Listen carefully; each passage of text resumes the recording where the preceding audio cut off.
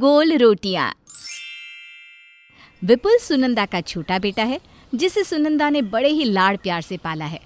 सुनंदा के बड़े बेटे विराट की शादी प्रतिमा से हो जाती है और प्रतिमा सुनंदा का घर बड़े अच्छे से संभाल लेती है। एक दिन प्रतिमा को अपनी कुछ सहेलियों से मिलने जाना था, इसलिए वो जल्दी जल्दी खाना बनाती है। फटाफट खाना बना लेती हूँ, फिर तैयार होने में भी वक्त लगेगा। इतने दिनों बाद सब मिल रहे हैं, मुझे तो सबसे अच्छा दिखना है भाई। प्रतिमा दोपहर का खाना बनाकर अपनी सहेलियों से मिलने चली जाती है। उसके जाने के बाद विपुल और विराट घर आते हैं और सुनंदा से कहते हैं, माँ बहुत ज़ोरों की भूख लगी है, जल्दी से खाना लगा दो। भूख तो मुझे भी लग रही है, लेकिन ये चावल दाल खाने का मन नहीं कर रहा। अभी ये खा ले, मेरा राजा बेटा है ना तू। रात को तुझे जो खाना होगा वो प्रतिमा से कहकर बनवा दूंगी। हाँ भाई, तेरे ही मौज है। माँ भी तेरी पसंद का खाना बनाती है और प्रतिमा भी। मेरे नसीब में तो बासी ही है। नजर मत लगाओ भैया। सुनंदा दोनों बेटों को खाना परोसती है। विराट तो कुछ नहीं कहता, चुपचाप खा लेता है, लेकिन विपुल जैसे ही एक निवाला खाता है जोर से कहता है, क्या माँ ये कैसी सब्जी बनाई है? इसमें कुछ है ही नहीं, मुझे नहीं खाना, ना नमक है ना मिर्ची। विपुल थाली घिसका देता है और खाने पर से उठ जाता है, लेकिन उसे रोकते हुए सुनंदा कहती है, अरे बेटा रुक जा, देख मैं तेरे लिए ना एकदम गोल गोल आलू के पराठे बना देती हूँ। तुझे गोल गोल रोटी पसंद है ना? खाने पे से नहीं उठा करते राजा बेटा। मैं तेरे लिए ऐसी लड़की लाऊंगी जो खाना एक नंबर बनाती होगी। लेकिन माँ पराठे एकदम गोल होने चाहिए। अरे हाँ, मुझे पता है मेरा बच्चा। सुनंदा गोल गोल पराठे बनाकर विपुल को देती है। तब जाके विपुल खाना खाता है। शाम को जब प्रतिमा घर लौटती है तब सुनंदा उससे कहती है, बहू खाना देखकर बनाया करो ना।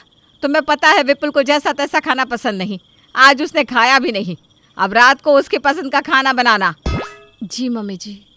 प्रतिमा का मन छोटा हो जाता है और वो अपने कमरे में जाकर कहती है, इतने नखरे तो पति के भी नहीं झेलने पड़ते जितना के देवर के। देखती हूँ अपनी पत्नी आएंगे तो कितने नखरे करते हैं। दिन बीतने लगते हैं और सुनंदा विपुल के लिए लड़की देखने लगती है। वो मनोज से कहती है, ए जी मेरे विपुल के लिए अच्छा खाना बनाने वाली बहू लाइएगा। हाँ, कोशिश तो यही है, बाकी तो हम कौन सा किसी के अंदर झांक के देख सकते हैं। हाँ? विपुल के लिए हेमा का रिश्ता आता है और हेमा भी सबको पसंद आ जाती है। सुनंदा हेमा से एक ही सवाल पूछती है, बेटा तुम्हें खाना बनाना तो आता है ना? मेरे बेटे को जैसा तैसा खाना पसंद नहीं, वो खाने का बहुत शौकीन है। मेरी बेटी के बने खाने की तारीफ तो दूर दूर तक होती है। खाने वाला उंगलियां चाट चाट कर खाता है। अरे बस, तो फिर हमें और कुछ नहीं चाहिए। शादी के ढोल बजवाइए जल्द से जल्द। महीने भर बाद दोनों की शादी हो जाती है और हेमा बहू बनकर सुनंदा के घर आ जाती है। घर में खुशी का माहौल होता है। अगले दिन हेमा साड़ी पहनकर अपनी पहली रसोई के लिए तैयार रहती है। सुनंदा उससे कहती है, बहू आज विपुल के पसंद की गट्टे की सब्जी, राजमा, चावल, खीर और बेसन की रोटी बना ले। तेरे हाथों का स्वाद हमें भी तो पता चले। जी मम्मी जी। हेमा रसोई में चली जाती है और कमर कसकर काम में लग जाती है। आज मैं ऐसा खाना बनाऊंगी कि सब मेरे खाने की दीवानी हो जाएंगी। हेमा एक एक करके सब कुछ बना लेती है।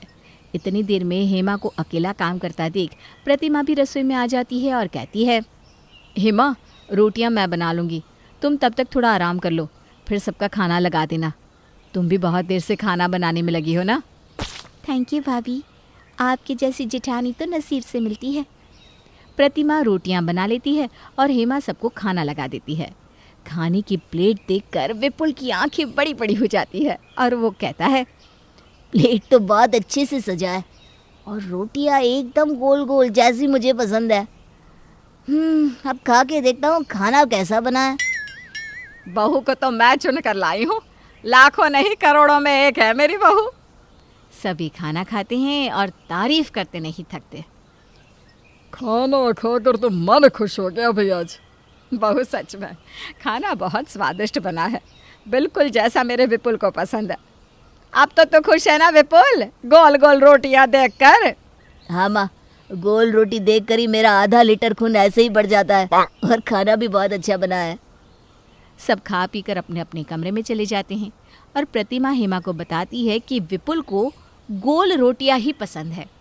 हेमा मन ही मन सोचती है, ऐसा भला कौन ही करता है, रोटियां गोल ही होनी चाहिए, भले अच्छी से सेकी ना हो। अगले दिन सुनंदा हेमा को नाश्ता बनाने को कहती है।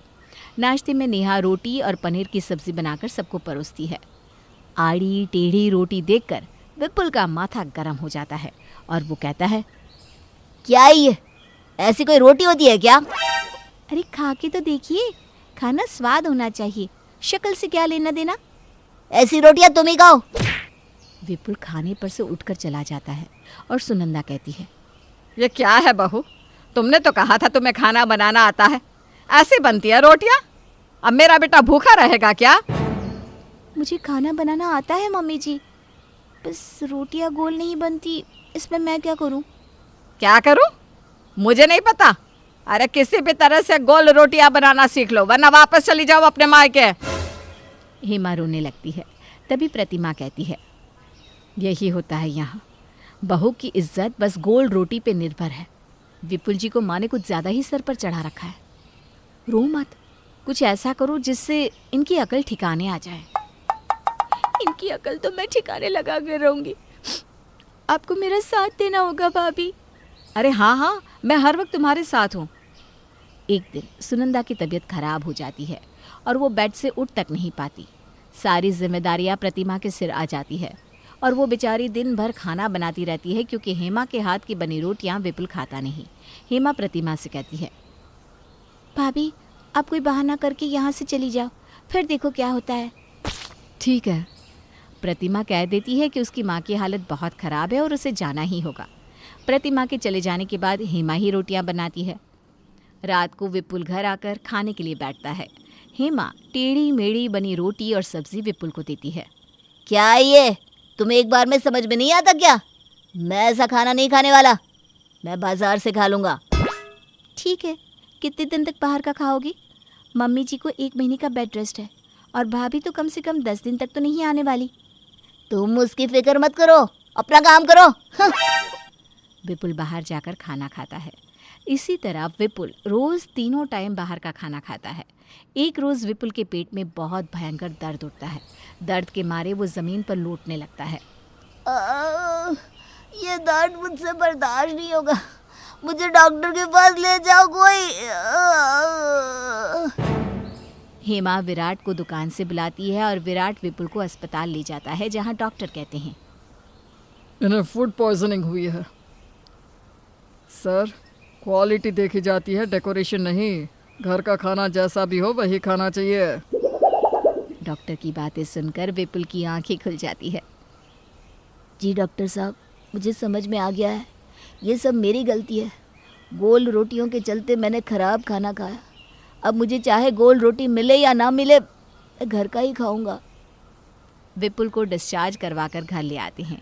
घर आकर विपुल हेमा से कहता है, मुझे बहुत तेज भूख लग रही है, आड़ी टेढ़ी रोटी ले आना। जी हाँ अभी लाई। और दोनों हंसने लगते हैं।